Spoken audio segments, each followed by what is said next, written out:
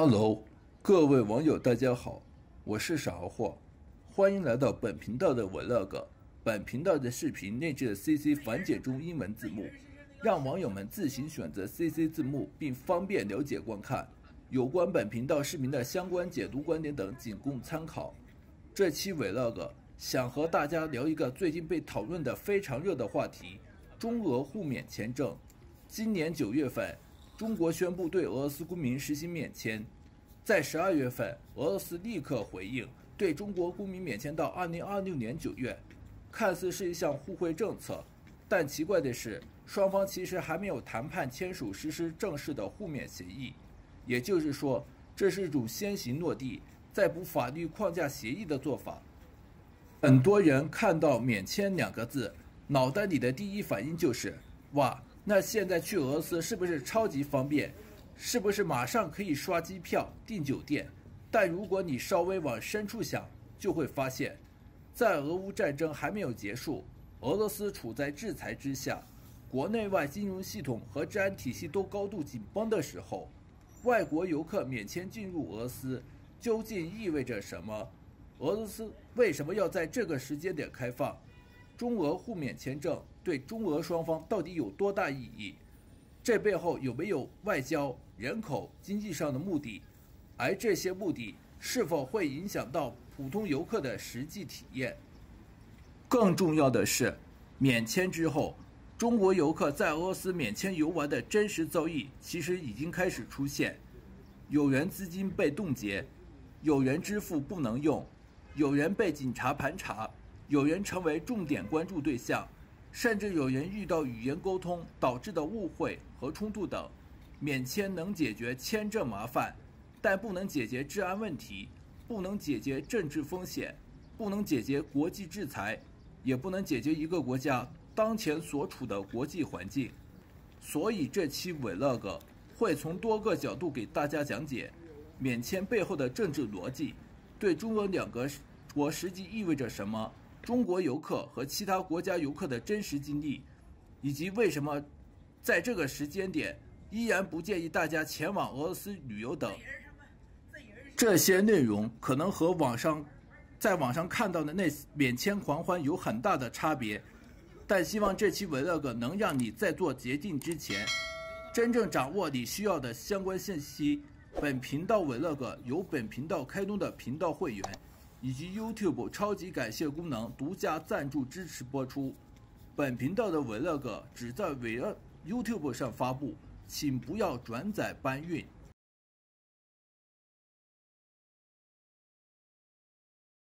最近，中俄兩國正式宣布互免簽證了。對，就是拿出護照一掏，說走就走，就能去對方國家玩、談生意等相關的免簽政策。這感覺就像中俄兩國人民又一次雙向奔赴，但等一下，有個小細節特別有意思。這個宣布是在雙方還沒有正式談判、簽署實施互免簽證協議的情況下，就先邁出了這步。聽起來是不是有點像心有靈犀？不用多言，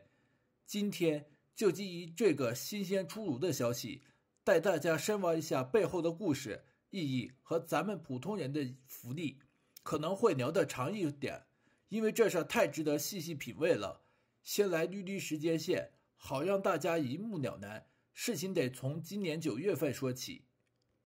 2025年9月2日，中國外交部發言人郭家坤在例行記者會上宣布，從9月15日起到2026年9月14日止，中國將對俄羅斯持普通護照的人員實行免簽政策。簡單說，就是俄羅斯朋友來中國旅遊、探親、經商、訪友、交流或者過境，最多停留30天，都不用辦理簽證了。這可是中方主動拋出的橄欖枝，目的是進一步便利兩國人員往來，促進人文交流等。想想看，中俄作為最大的鄰國，這步走的有多暖心啊！然後俄羅斯那邊也沒閒着，普京總統在9月5日的東方經濟論壇上就回應了，說俄羅斯會以禮相待，相應實施對華免簽政策，作為對中方友好措施的回應。這話聽着就靠譜。果然，到了12月1日，普京正式簽署了總統令。從那天起到2026年9月14日，中國公民也可以免簽入境俄羅斯了。同樣是旅遊、商務、科学文化交流、体育賽事啥的，停留最長30天。外交部發言人林健在12月2日的記者會上直言，這事是個好消息，中俄實現互免簽證，就是兩國政府和人民的又一次雙向奔赴，相信這將進一步增進兩國人民的友好，促進各領域的交流合作。這描述的有多詩意啊！不是冷冰冰的協議，而是新年新的奔赴。現在可能會有網友會問，這免簽聽着牛，但它是怎麼實現的呢？關鍵就在相關信息裡提到的那個點，雙方尚未談判簽署實施互免簽證協議，這意味着啥？簡單說，就是中俄兩國還沒等到正式互免的相關條約，就先通過總統令和試行證先干為敬了。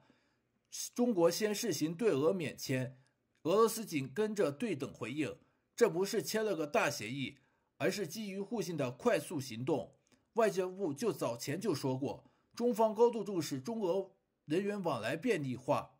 中俄两國互為最大鄰國，實現互免簽證將加強人文交流，符合中俄兩國人民的共同利益。這種不等協議先享福利的模式，體現了中俄關係的溫度和速度。想想看，在國際形勢複雜的情況下，中俄兩國能這麼默契地往前推進，多難得。聊聊這事對普通人的影響，第一個影響旅遊。過去去俄羅斯得提前辦簽證，花時間花錢等，還不一定能獲批通過。現在呢，護照在手，說走就走。想象一下，你下班後打包行李，直飛到聖彼得堡，看看東宮的黃金藝術品，或者去索契的海灘曬太陽。俄羅斯旅遊運營商協會副會長亞歷山大·穆西就說，免簽會大幅降低門檻，預計旅客數量暴增，尤其是個人旅行和商務旅行。熱門城市如莫斯科、聖彼得堡自不用說，連遠東邊境地區都可能迎來新機遇。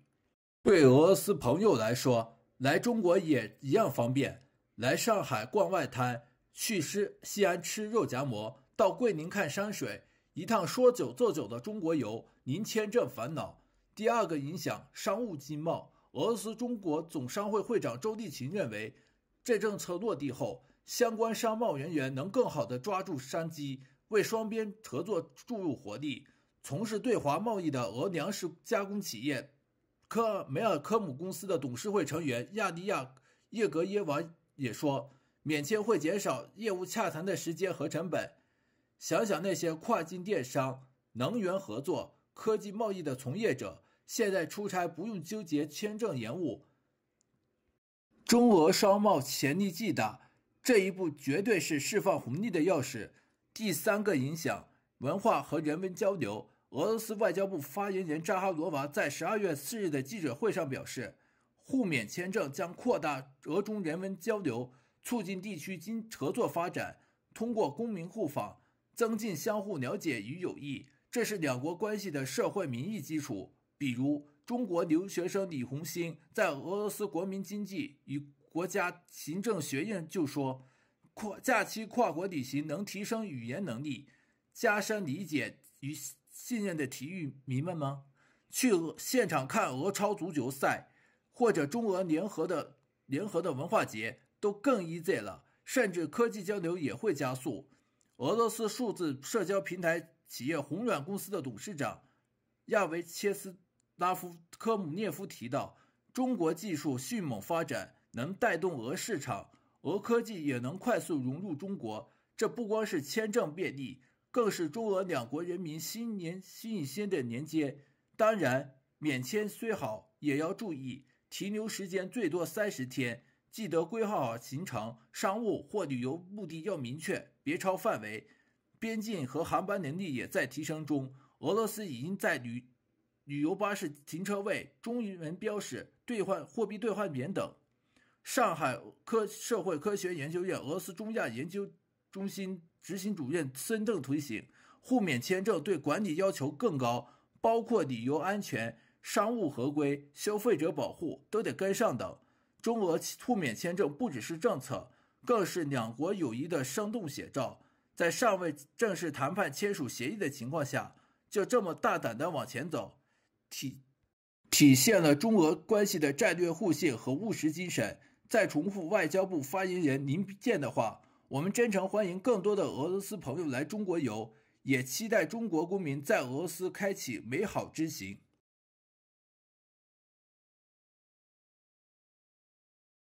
中俄相互免簽落地後，對中俄兩國來說到底啥相關實際意義？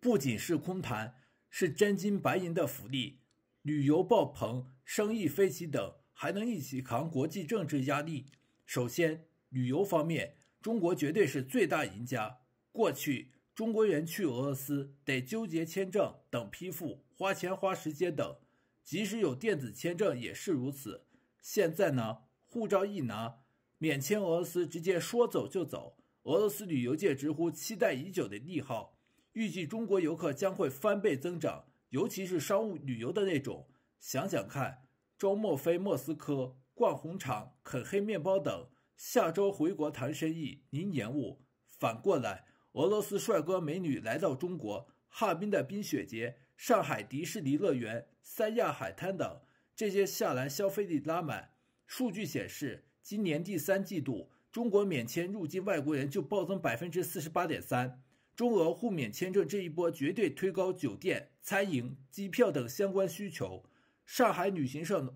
杜老闆說，客戶一聽俄羅斯免簽，立馬制定明年行程，機票都能提前搶，便宜不斷。新疆旅行社社長吳峰更牛，這不光是旅遊，是拉緊中俄兩國民心紐帶，推動務實合作上新台階。對俄羅斯來說，遠東邊境小城遊客爆滿不但，俄羅斯本地經濟活了，對中國呢，相關航線火爆，航空公司笑醒。旅遊不僅是玩，是中俄錢袋子和友誼的双豐收。其次就是中俄經貿方面合作直接起飛。俄羅斯總統普京自己都說，中俄互免簽證促進中俄商業發展、商貿往來和人員交往，太對了。以前中俄商務出差，中俄相關簽證卡脖子，錯過黃金窗口等。現在呢，中俄貿易額已經從2021年的1400億美元飆掉2023年的2401億美元，今年還保持 1.9% 的增長，對俄出口漲 4%。中俄互免簽證一落地，中俄中小企業跑得更快，中國商品直奔俄羅斯市场，俄羅斯能源、農產品等反哺中國，人民幣結算已超 60%， 減少美元依賴，中俄金融合作更順溜，跨境融資、支付系統等相關開發前加速，邊境地區尤其爽，東北和遠東點對點投資對接，產業鏈互補，中國電子消費品換俄羅斯重裝備等，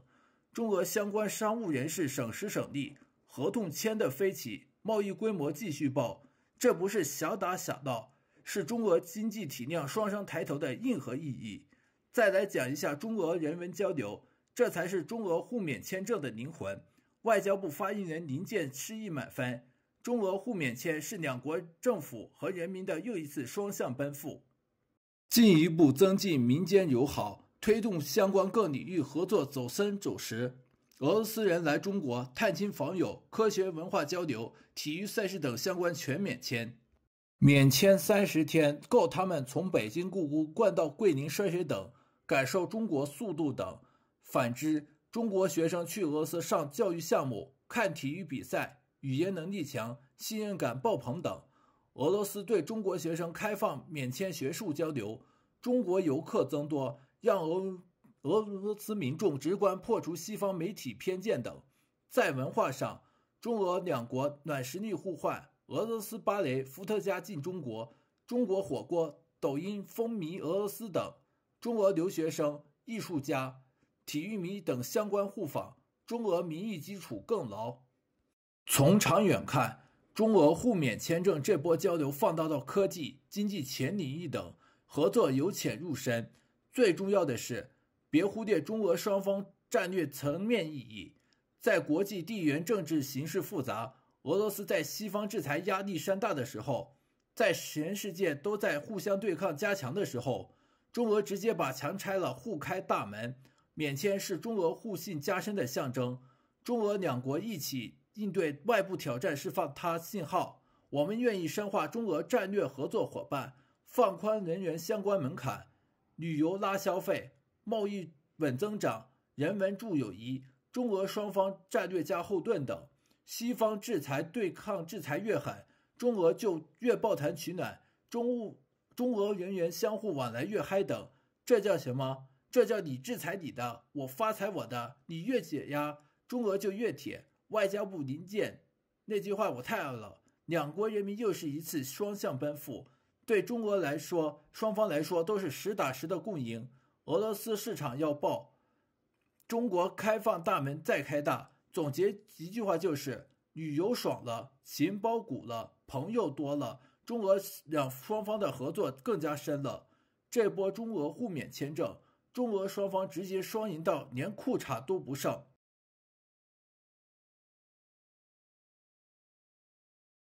自從中俄互免簽證落地實施很多天了，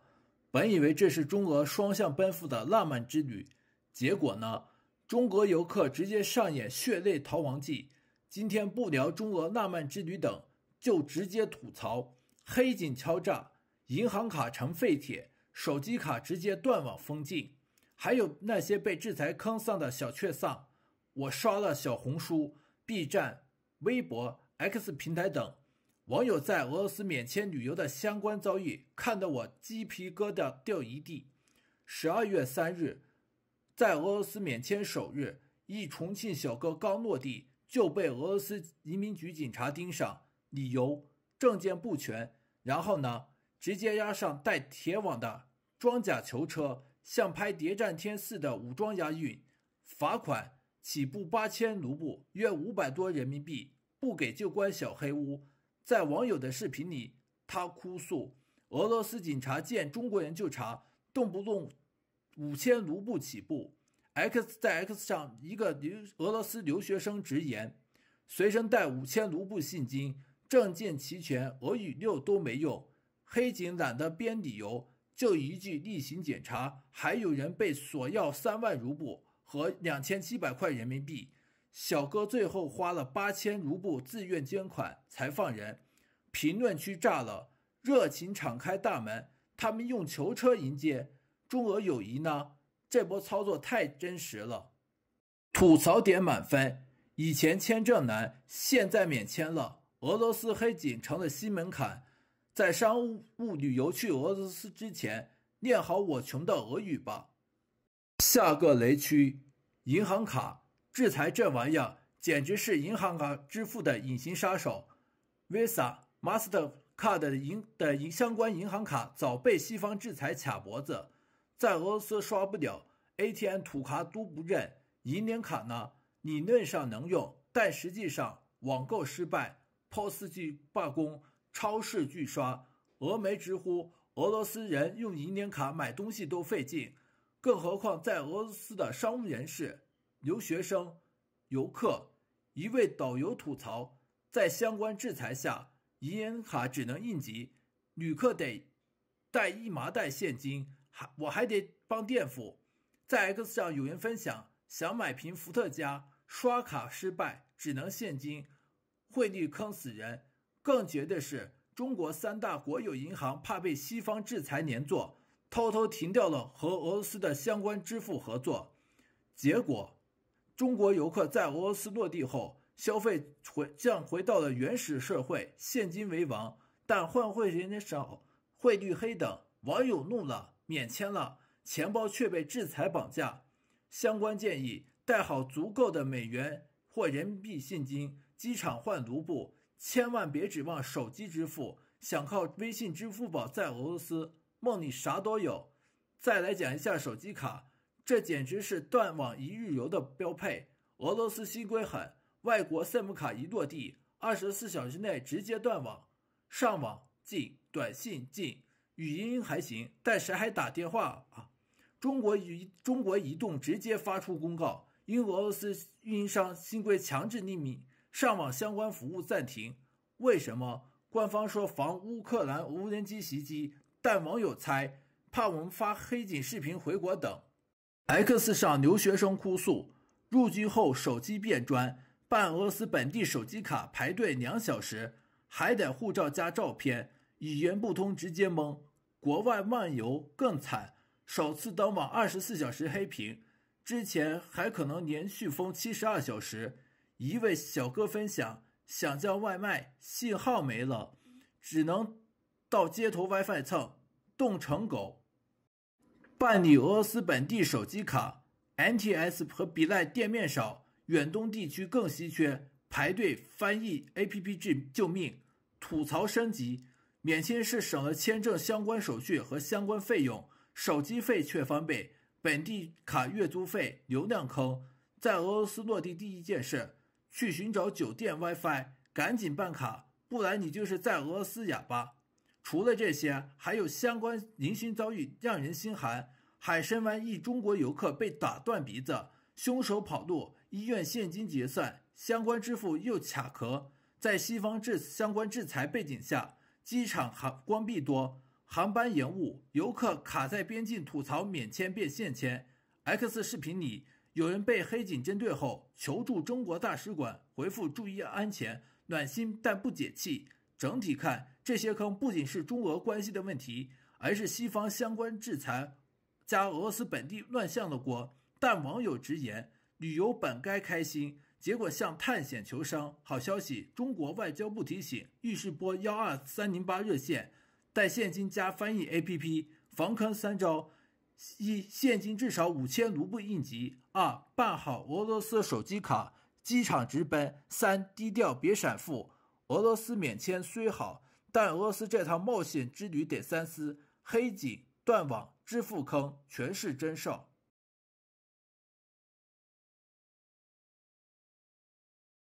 無論免簽或不免簽俄羅斯，為什麼不推薦大家去俄羅斯遊玩？基於最新中國遊客的血淚遭遇，俄羅斯與西方國家關係不斷惡化，西方制裁的連鎖反應，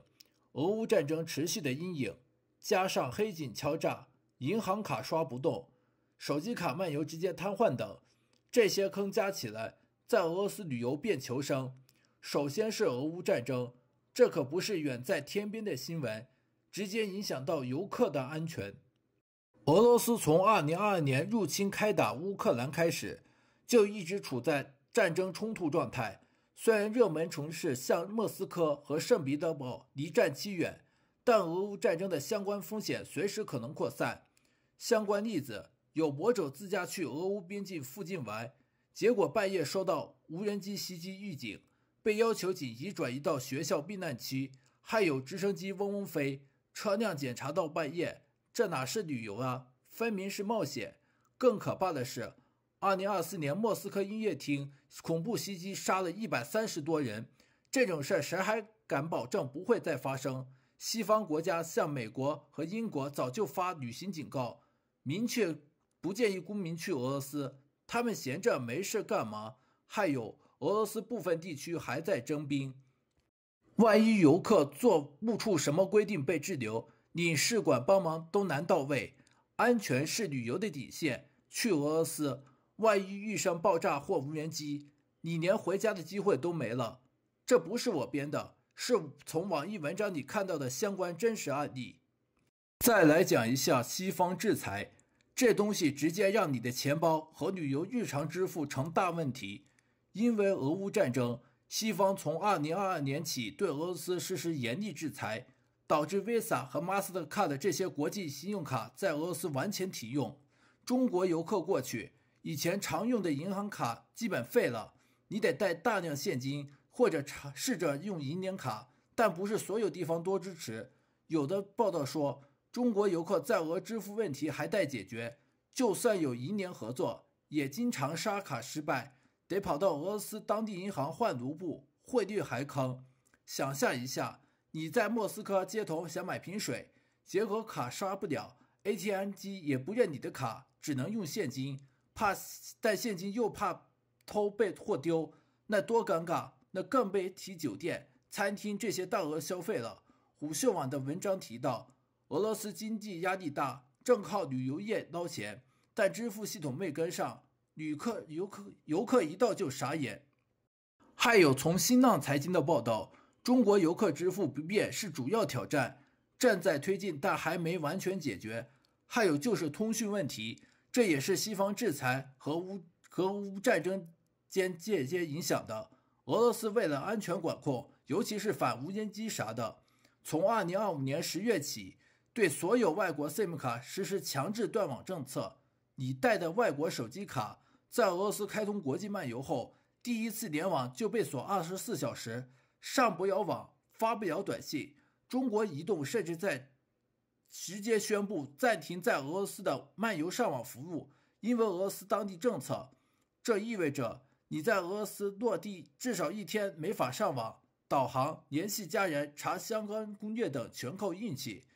要想辦俄羅斯本地手機卡也不是那麼容易，辦理需要護照、地址證明等，語言障礙大，還得去指定運營商的店，且相關過程繁瑣。俄烏戰爭讓谷歌地圖等工具在俄羅斯不好用，定位偏差大，導航經常出錯。你想想，戰爭陰影下，安全本來就讓人擔心，再加上通訊斷檔，萬一迷路或緊急情況怎麼辦？這些制裁相關的不便，讓旅遊體驗大打折扣，航班也少，價格高，安全風險也高，還有種族歧視和服務問題。俄羅斯人服務態度差，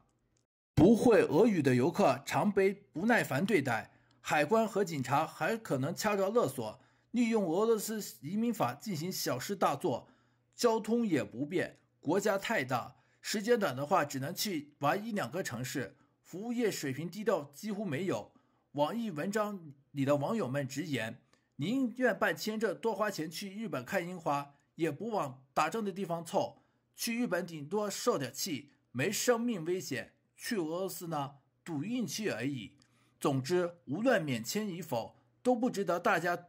推薦貿然去俄羅斯遊玩。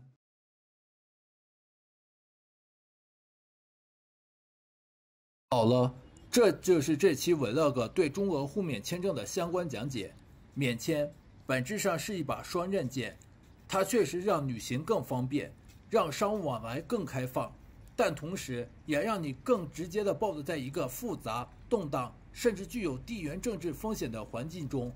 俄羅斯並不是一個普通的旅遊目的地，俄羅斯目前處於戰爭狀態，被國際金融體系制裁切斷，